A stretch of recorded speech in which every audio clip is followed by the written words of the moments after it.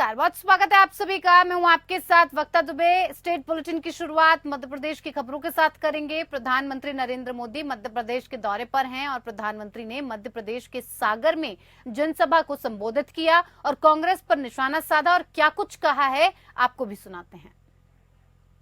बार कर्नाटका में जब कांग्रेस की सरकार थी तो उसने धर्म के आधार पर रिजर्वेशन दिया था। जब बीजेपी सरकार में आई तो हमने बाबा साहब के प्रति समर्पण भाव से भारत के संविधान की पवित्रता का सम्मान करते हुए हमने फैसला लिया कि कांग्रेस जो धर्म के आधार पर आरक्षण करके गई है उसको हम एक दिन रहने नहीं देंगे और हमने उसको खत्म कर दिया। अब एक बार फिर कर्नाटका में कांग्रेस ने धर्म के आधार पर आरक्षण दे दिया है और इसके लिए उन्होंने पिछले दरवाजे से गैर कानूनी तरीके से एक चालाकी की है। ओबीसी समाज की आंख में धूल झोंकने का गुनाहित कृत्य किया है और इसके लिए उसने मुसलमान की सभी जातियों को एक ही कागज निकालकर सबको ओबीसी कोटा में डाल दिया। कांग्रेस इन सबको ओबीसी कोटा में डाल करके ओबीसी को जो हक मिलता था उसका बहुत बड़ा हिस्सा उसने छीन लिया और धर्म के आधार पर दे दिया। इधर उज्जैन की मोक्षदायिनी छिपरा नदी में एक बार फिर से गंदे नाले का पानी मिलता हुआ साफ दिखाई दे रहा है। यहाँ शिप्रा नदी के गंधर्व घाट पर गंदा नाला फूट गया और जिसकी वजह से सीवरेज का पानी सीधे तौर पर शिप्रा नदी में मिल रहा है। दरअसल ये पहली बार नहीं है कि यहाँ गंदे नाले का पानी शिप्रा नदी में मिल रहा है। ऐसी घटना कई बार हो चुकी है। बावजूद इसके प्रशासन द्वारा किसी प्रकार की कोई ठोस कार्रवाई नहीं की गई। घटना की जानकारी मिलते ही कांग्रेस विधायक और वर्तमान लोकसभा प्रत्याशी महेश परमार शिप्रा नदी पहुंचे और बहुत माफ कीजिएगा और बहते हुए गंदे नाले के पानी के बीच बैठ गए। महेश परमार ने घटना पर विरोध जताया और केंद्र और प्रदेश सरकार के साथ ही जिला प्रशासन को आड़े हाथों ले लिया और इसके बाद उन्होंने शिप्रा नदी के अंदर डुबकी लगाई। आपने पहले 300 करोड़ रुपए खर्च करे, उसका क्या हुआ? आप फिर 600 करोड़ की नई कार्य योजना बना रहे तो उसका जवाब तो दीजिए। क्यों गंदे ना आप कलेक्टर कहाँ लगाए? और कलेक्टर बकायदा प्रेस नोट जारी करके कह रहे हैं तो क्या भाजपा के एजेंट है कलेक्टर? और यहाँ आए ना मेरे साथ आदरणीय भारतीय जनता पार्टी के उम्मीदवार सांसद ने, मेरे साथ आके बात करें, चर्चा करें। विकास की बात करने वाले, डबल इंजन की सरकार की बात करने वाले, सनातन धर्म पर आज वोट मांगने वाले कहाँ हैं आज आप देख रहे हैं ये स्थिति माँ छिपरा माँ की। मेरा आप सबसे निवेदन है हम सब मिलकर इस लड़ाई को लड़ें और माँ छिपरा माँ को शुद्ध करें। पूरे विश्व में यहाँ स्थिति बुरी भयावह है। आज कोई अधिकारी, जिम्मेदार, कलेक्टर, नगर निगम के कमिश्नर, कोई एक व्यक्ति यहाँ नहीं दिख रहा है। लगभग 48 घंटे से लगातार गंदे नाले इसमें मिल रहे हैं और रोज यूं तो मिल ही रहे हैं, लेकिन आज ये स्थिति है। तो मेरा आप सबसे निवेदन है कि आप सब इस लड़ाई को लड़ें और उज्जैन नगर वासियों से मेरा निवेदन है कि कांग्रेस ये माँ छिपरा माँ की अस्तित्व की लड़ाई है, हमारे सबके सम्मान की लड़ाई है। आज भाजपा हमें कलंकित कर रही है तो आप सब लोग बाहर आइए और इनको दिखाइए कि ये इनका भी है। अब माँ छिपरा माँ को शुद्ध नहीं कर पाए तो जनता की क्या सेवा करेंगे ये लोग? अब नजर छत्तीसगढ़ की खबरों पर डालते हैं। छत्तीसगढ़ में दूसरे चरण में 26 अप्रैल को लोकसभा चुनाव होने हैं और इसी क्रम में प्रधानमंत्री 2 दिवसीय दौरे पर छत्तीसगढ़ में रहे। वहीं प्रधानमंत्री ने छत्तीसगढ़ के सरगुजा में विजय संकल्प शंखनाद महारैली को संबोधित करते हुए ये कहा कि शाही परिवार के शहजादे के सलाहकार ने कुछ समय पहले ये कहा था कि मिडिल क्लास पर और ज्यादा टैक्स लगाना चाहिए। अब ये लोग इससे भी एक कदम और आगे बढ़ गए हैं। अब कांग्रेस का कहना है कि वो इनहेरिटेंस टैक्स लगाएगी, माता पिता से मिलने वाली विरासत पर भी टैक्स लगाएगी। आप जो अपनी मेहनत से संपत्ति जुटाते हैं वो आपके बच्चों को नहीं मिलेगी। कांग्रेस का पंजा वो भी आपसे छीन लेगा।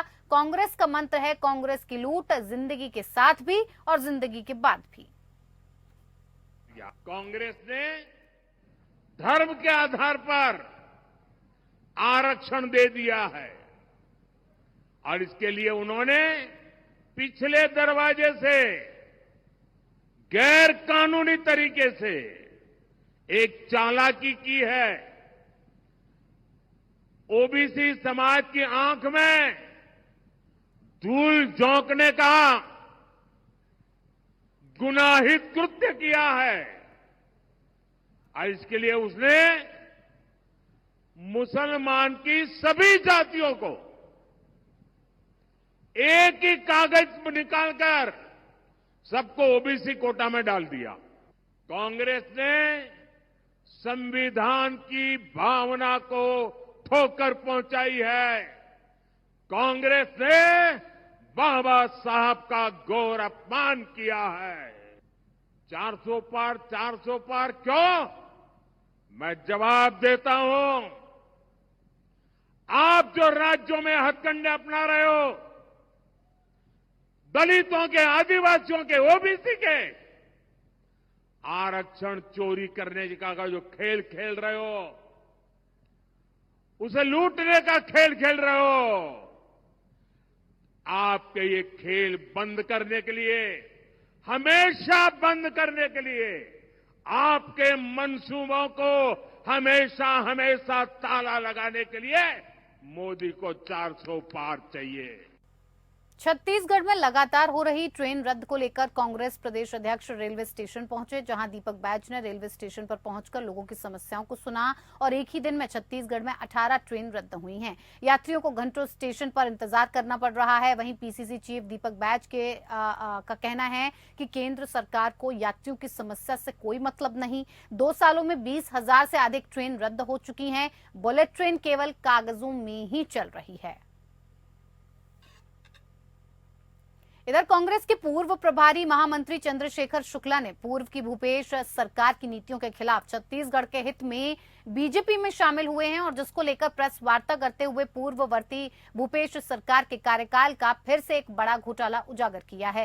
राजनांदगांव में प्रेस वार्ता के दौरान उन्होंने ये बताया कि पूर्ववर्ती भूपेश सरकार के दौरान कैसे छत्तीसगढ़ के गरीबों का हक मारकर छत्तीसगढ़ के चुनिंदा उद्योगपतियों का इलेक्ट्रिसिटी ड्यूटी जलकर जो 10 साल से लंबित था, जिसे रमन सिंह सरकार ने पकड़ा था और दंडित किया था। फर्जी उद्योग सचिव अनिल टुटेजा के माध्यम से हजारों करोड़ माफ किया गया। छत्तीसगढ़ की जनता का हक और विकास कार्यों में डकैती डाली और इस राशि को माफ करने के एवज में भूपेश बघेल ने स्वयं हजारों करोड़ों का कमीशन खाया है। अब खबर बिहार से। भारतीय जनता पार्टी के राष्ट्रीय अध्यक्ष जेपी नड्डा बिहार के दौरे पर रहे, जहां उन्होंने अपने 1 दिवसीय लोकसभा चुनावी यात्रा पर एनडीए प्रत्याशी अजय कुमार मंडल के पक्ष में विशाल जनसभा को संबोधित किया। उन्होंने साफ तौर पर कहा कि अगर देश को विकसित और विकासशील बनाना है तो एनडीए की सरकार को लाना है। अजय मंडल को भारी बहुमत से आप लोग विजयी बनाएं और जिससे प्रधानमंत्री नरेंद्र मोदी का हाथ मजबूत हो और वो तीसरी बार लगातार प्रधानमंत्री बने रहें और देश तेजी से विकसित, विकासशील और विश्व गुरु बने। साथ ही जगत प्रकाश नड्डा ने महागठबंधन की सरकार पर तंज करते हुए ये कहा कि महागठबंधन की सरकार में परिवारवाद है और जिसके चलते विकास में बाधा हो रही है। वहीं उन्होंने भागलपुर में जल्द हवाई सेवा प्रारंभ करने की भी बात कही। साथ ही उन्होंने रेल सेवा को दुरुस्त करने की भी बात कही है। भागलपुर को सुपर स्पेशलिटी ब्लॉक बना करके दिया, 200 करोड़ रुपए खर्च किए गए। इस तरीके से विकास के काम को आगे बढ़ाने का काम किया। मैंने आपके सामने विकास की एक छोटी सी तस्वीर खींचने का काम किया। किस तरीके से साधारण व्यक्ति को मजबूती देने का काम चल रहा है, किस तरीके से महिलाओं का सशक्तिकरण हो रहा है। इस बार हम लोगों ने तय किया है मोदी जी के नेतृत्व में अगले 5 साल में 3 करोड़ बहनों को लखपति दीदी बना दिया जाएगा और उसके लिए उनको आर्थिक रूप से मदद दी जाएगी। 3 करोड़ बहनों हर तरीके से विकास के काम को आगे बढ़ाएंगे। जो हमारे प्रत्याशी हैं, मुझे पूरा विश्वास है कि उनके नेतृत्व में जो समाज की सेवा में हमेशा लगे रहते हैं, उनको आपका आशीर्वाद मिलेगा और आपके आशीर्वाद के साथ वो आगे बढ़ेंगे।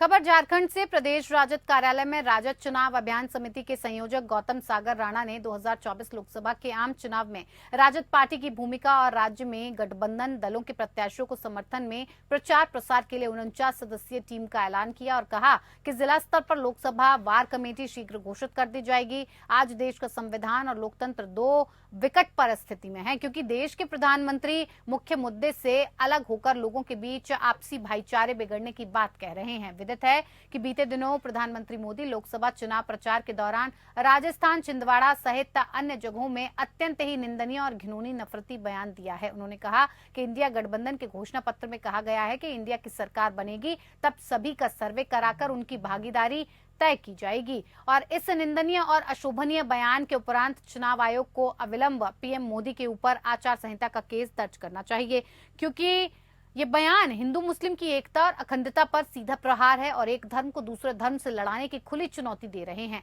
ये बेहद ही शर्मनाक बात है। वहीं इस मौके पर मुख्य प्रवक्ता मनोज कुमार, उपाध्यक्ष अनीता यादव, महासचिव मनोज पांडे, युवा अध्यक्ष रंजन कुमार सहित कई लोग मौजूद थे। तरह से जीवन अपना जीते हैं, अपनी उनकी भाषा है, 3000 जैसा मैंने कहा। लेकिन प्रधानमंत्री जी अब इसको पूरी तरह से बिगाड़ने में तुले हुए हैं। यदि चिंगारी कोई भड़कता है, कहीं आग लगती है तो पानी उसे बुझाता है, लेकिन यदि पानी आग लगाने लगे, यदि प्रधानमंत्री ही अलगाव और बिलगाव की बात करने लगे तो इस देश का कौन रक्षक होगा। इसलिए हमारा ये अत्यंत विशिष्ट चुनाव है। हम राष्ट्रीय जनता दल के कार्यकर्ताओं से और आम नागरिकों से ये करते हैं कि जो देश को तोड़ने वाली नफरत की शक्तियां हैं उसके खिलाफ जम करके और मजबूती से मुकाबला किया जाए, ताकि जो बाबा साहब भीमराव अम्बेडकर ने संविधान बनाया और संविधान बनाते वक्त बाबा साहब भीमराव अम्बेडकर ने ये कहा था कि जो जन्मना ऊंच नीच है उसका निवारण जब तक नहीं होगा, आरक्षण नहीं मिलेगा, नीचे के लोगों को ऊपर नहीं उठाया जाएगा, तो ये देश आगे नहीं बढ़ेगा, मुख्य धारा में नहीं आएगा, विकास फलीभूत नहीं होगा।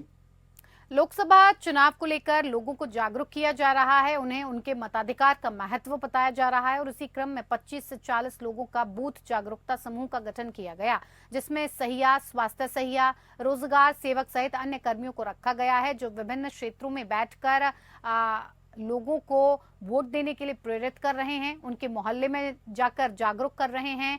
गांव-गांव में एक-एक बूथ क्षेत्र में मतदाताओं को जागरूक करने का संकल्प लिया गया है। आगामी 20 मई को चतरा लोकसभा में होने वाला चुनाव में भारत निर्वाचन आयोग के निर्देशों का 100% पालन किया जा रहा है और उसके साथ ही साथ निष्पक्ष और भयमुक्त वातावरण में मतदान होगा। देखिए, 2019 का जो लोकसभा चुनाव था उसमें हमारे चतरा जिले का जो मतदान का प्रतिशत था वो 63.65% था। तो ये राज्य का जो एवरेज था उससे कम था, तो इसको लेके हम लोग इस बार काफ़ी सतर्क है। हम लोगों ने जिले के जो टोटल 914 बूथ है उसमें से 300 बूथों को चिन्हित किया है, जिसमें पिछले लोकसभा में कम वोटिंग हुआ था। उसका हम लोगों ने उसमें से भी जो 50 सबसे कम वोटिंग परसेंटेज वाले बूथ थे उसमें हम लोग नोडल पदाधिकारी दे रहे हैं और उनका ये दायित्व होगा कि वो उस बूथ पे 2-3 बार जाएंगे, जागरूकता की एक्टिविटीज कराएंगे और अपना 100% योगदान देंगे वहां का वोटिंग परसेंटेज बढ़ाने के लिए।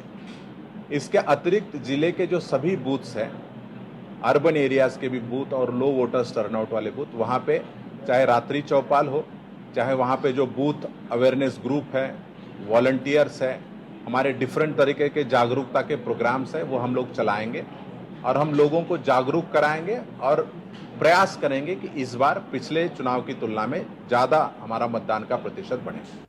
इधर राजधानी रांची स्थित पुलिस मुख्यालय में महानिदेशक अजय कुमार सिंह के नेतृत्व में मादक पदार्थों के अवैध उत्पादन और उसके व्यवसाय पर नियंत्रण हेतु एक समीक्षात्मक बैठक की गई। आपको बता दें कि सीआईडी के द्वारा आयोजित की गई इस बैठक में झारखंड के सभी जिलों के एसएसपी, एसपी वीडियो कॉन्फ्रेंसिंग के जरिए उपस्थित रहे। बैठक के उपरांत पुलिस महानिदेशक अजय सिंह ने बताया कि हमारे संबंधित विभाग सीआईडी के द्वारा दिए गए विषय बिंदुओं पर विस्तृत रूप से चर्चा की गई और ड्रग्स के कारोबार से संबंधित संभावित रोकथाम किस प्रकार से हो, इस विषय में कई निर्णय लिए गए और इस विषय पर लगातार आगे कार्य प्रशासनिक पहल पर जारी रहेगा।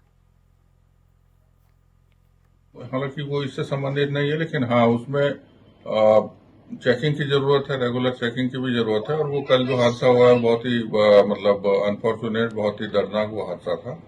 और ड्रंकन ड्राइविंग के बारे में टाइम टू टाइम हमारी ट्रैफिक पुलिस जो है वो यहाँ पर कार्रवाई करती भी रहती है। उसमें जो फाइन्स वगैरह हैं, जो भी उसमें तरीके हैं, वो सब अपनाए जाते हैं और उसमें कार्रवाई की जाती है। इस तरीके की और चीजें ना हो तो उसको और सघन रूप से चलाएंगे। सर, आपका करमटोली चौक से लेकर, ठीक है, ये जिला से नहीं लेकिन करमटोली चौक से लेकर पंचमुखी मंदिर और फिर आपका स्टेट गेस्ट हाउस से लेकर रजिस्ट्री ऑफिस तक शाम में 6 बजे के बाद बार में तब्दील हो जाता है।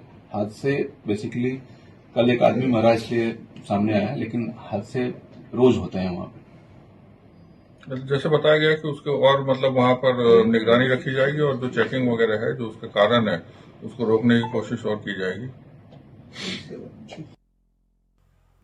इधर अंग्रेजों के खिलाफ 80 साल की उम्र में लड़ाई लड़ने वाले वीर कुंवर सिंह की जयंती बोकारो के सेक्टर 4 स्थित वीर कुंवर सिंह प्रतिमा स्थल पर वीर कुंवर सिंह विजय उत्सव के रूप में समारोह का आयोजन किया गया। इस जयंती समारोह में धनबाद के निवर्तमान भाजपा सांसद पशुपतिनाथ सिंह, बोकारो विधायक बिरंची नारायण, बेरमो विधायक कुमार जयमंगल सिंह और धनबाद लोकसभा से कांग्रेस प्रत्याशी अनुपमा सिंह मौजूद रहीं। इस दौरान वीर कुंवर सिंह की प्रतिमा पर माल्यार्पण कर उन्हें सभी ने नमन किया। उपस्थित लोगों को संबोधित करते हुए नेताओं ने ये कहा कि वीर कुंवर सिंह के 80 वर्ष की आयु में अंग्रेजों के खिलाफ जो लड़ाई उन्होंने लड़ी, इससे लोगों को प्रेरणा लेनी चाहिए। उन्होंने देशभक्ति का सबसे बड़ा नमूना पेश किया था और ये समारोह स्थल देशभक्ति का सबसे बड़ा प्रेरणा स्थल है। कांग्रेस विधायक कुमार जयमंगल सिंह ने कहा कि आज देश में लड़ाई लड़ने के लिए वीर कुंवर सिंह की प्रेरणा को आत्मसात करने की जरूरत है, तभी देश में संविधान बचेगा और देश भी बचेगा।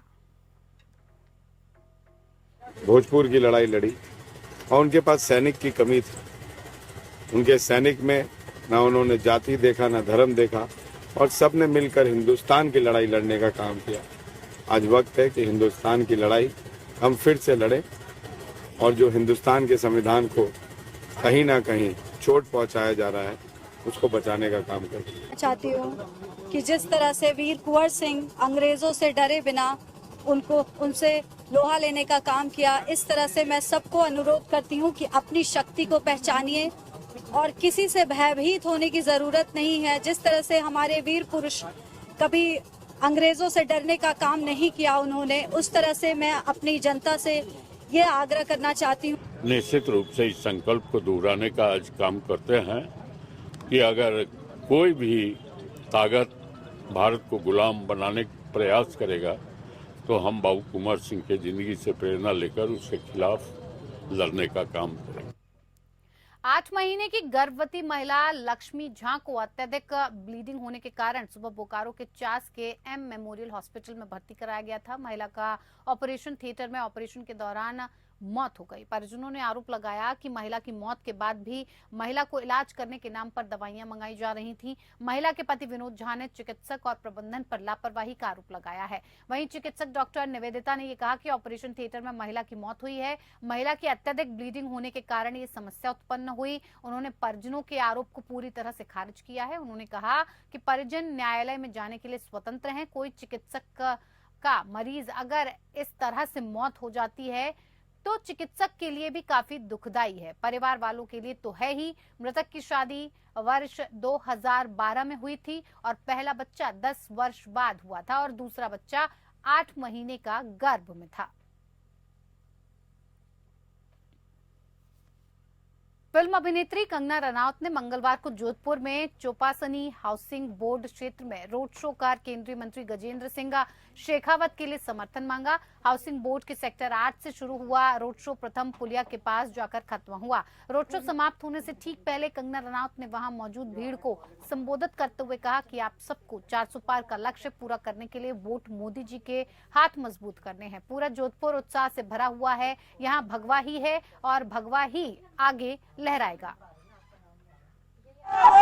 दीजिए, आप वोट दीजिए कन्हैया लाल। कन्हैया हमारे जो टेलर थे उसकी फैमिली के बारे में सोचकर, जिसका सर तन से जुदा किया गया था, उसके बारे में सोचकर हमारी नारी शक्ति के बारे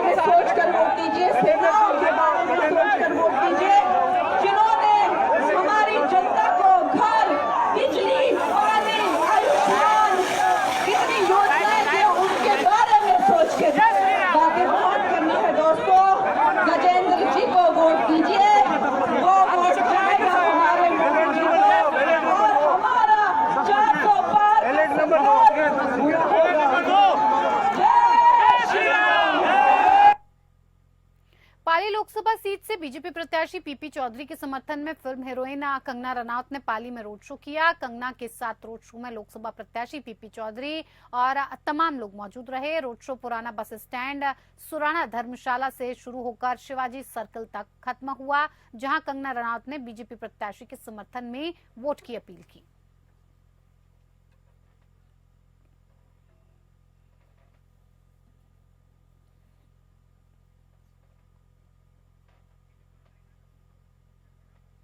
इधर जोधपुर लोकसभा चुनाव को लेकर पूर्व कांग्रेसी और कैबिनेट मंत्री स्वर्गीय राम सिंह बिश्नोई के पुश्तैनी गांव तिलवासनी में चुनावी माहौल जानने के लिए तिलवासनी ग्राम में बीजेपी के जिला उपाध्यक्ष पृथ्वीराज खोकर ने बताया कि वर्तमान लोकसभा चुनाव में बीजेपी राजस्थान में 25 सीटों पर हैट्रिक लगाने जा रही है। वहीं हाल ही में कांग्रेस से बीजेपी में आए डॉक्टर अजय त्रिवेदी ने ये कहा कि देश आज मोदी जी के नेतृत्व में राममय हो चुका है। आने वाले समय में देश कांग्रेस मुक्त हो जाएगा।